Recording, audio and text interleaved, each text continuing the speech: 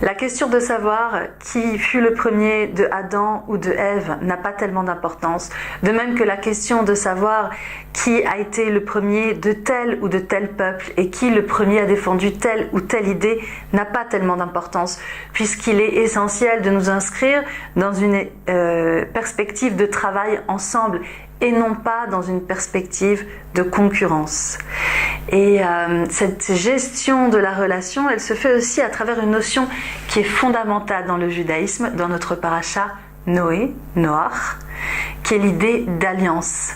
Et si Dieu fait alliance avec l'être humain, avec qui exactement fait-il alliance? Alors que l'on parle et qu'on se complique la vie autour des questions d'élection, est-ce que Israël est le peuple élu, est-ce que d'autres peuples sont élus, la notion fondamentale ici, c'est celle d'alliance, c'est celle de brit. Et il faut la mettre en lumière dans la conception juive, en tout cas, du partenariat entre les nations entre elles, et du partenariat surtout entre le créateur du monde et ceux qui mettent en pratique les qualités morales et le devoir d'en prendre soin, c'est-à-dire l'humanité. Et d'un point de vue juif, quand on parle d'alliance, on parle de commandement. Et c'est ce que dit Rabbi Hanina dans le Talmud Baba Kama.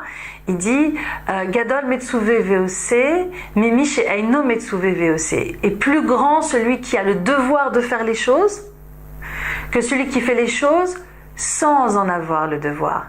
Et ça a l'air un peu anti-intuitif, parce qu'on se dit j'ai amené des fleurs parce que ça me faisait plaisir.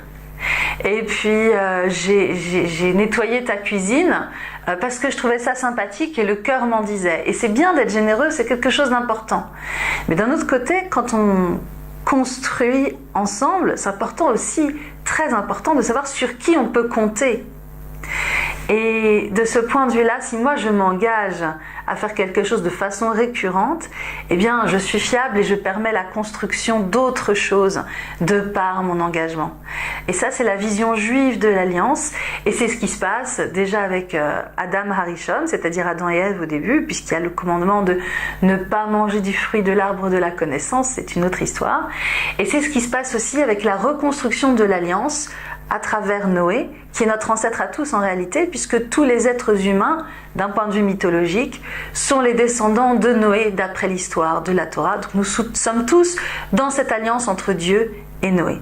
Et comme il y a des commandements qui sont en jeu, eh bien on va parler de ces commandements et on va essayer de les définir. Et on va dire qu'il y a 7 lois qui sont les lois de Noé, qui ont déjà été données d'ailleurs en partie à Adam. Alors ces 7 lois, elles permettent de faire une alliance entre Dieu et l'homme, de créer un cadre qui évite le n'importe quoi et l'injustice et la violence, Hamas, telle qu'elle se développe et telle qu'elle donne lieu, d'après notre paracha, à la destruction de l'humanité pour obliger à une refondation de l'humanité, qui soit elle dans l'alliance. Alors c'est cette loi, c'est d'abord les 3 lois fondamentales qu'on appelle Yehareg ve'al Ya'avor, pour lesquelles on n'a pas le droit de mettre sa vie en premier, c'est-à-dire tous les commandements, c'est la vie qui passe avant, il faut mieux transgresser que mourir. Mais pour ces 3 commandements qui sont développés dans le Talmud Yoma, il est important de les mettre en avant, on ne peut pas privilégier sa vie. C'est l'interdit du meurtre, je ne peux pas commettre un meurtre pour sauver ma vie. Je peux me défendre vis-à-vis de mon agresseur, mais pas tuer un tiers. Le viol, c'est interdit. Et l'inceste, c'est interdit. Ça, c'est la 2e. Et le 3e, il s'agit du service idolâtre, c'est-à-dire, par exemple, offrir mon premier-né au dieu Baal en le jetant dans le feu, ce qui n'est pas actuel pour nous, en tout cas pas au sens propre, pas pour nous en tout cas en Occident, mais qui était actuel à l'époque. Ça, c'est les 3 lois qui demandent que je privilégie l'obéissance à ces lois à ma vie même. Et ces 3 lois, bien sûr, font partie des lois noachides, ainsi que 4 autres qu'on reconnaît facilement, dont on se souvient à travers les lettres de l'alphabet. Aleph, Ever Minacha, et l'interdiction de manger d'un animal vivant.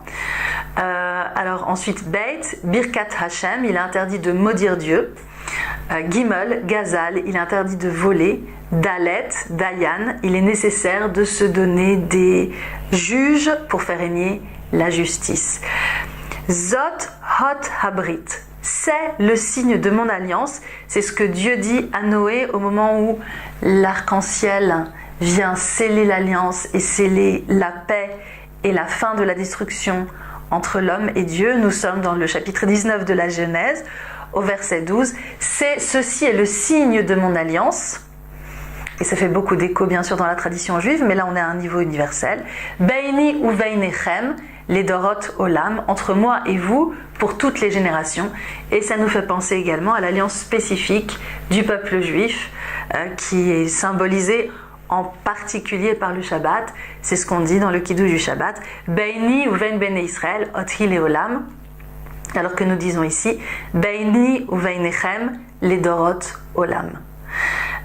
On a donc l'idée qu'il y a une alliance globale entre l'homme et Dieu, entre le Créateur et toutes les créatures douées d'intelligence, et qui est dans la continuité, puisque déjà il y avait une alliance avec Adam Arishon, le père de tous les peuples, et qu'elle viendra avec Abraham, dont Dieu lui dira en l'appelant, tu seras une bénédiction pour toutes les familles de la terre. Ainsi, nous avons tous le choix de décider d'un cadre relationnel dans lequel nous inscrivons une action pour nous donner à nous-mêmes des commandements et des devoirs sur lesquels les autres peuvent s'appuyer, puisqu'ils savent qu'ils peuvent compter sur nous pour mettre en œuvre un certain nombre de qualités et un certain nombre d'actions qui nous permettent ainsi d'être dans l'alliance.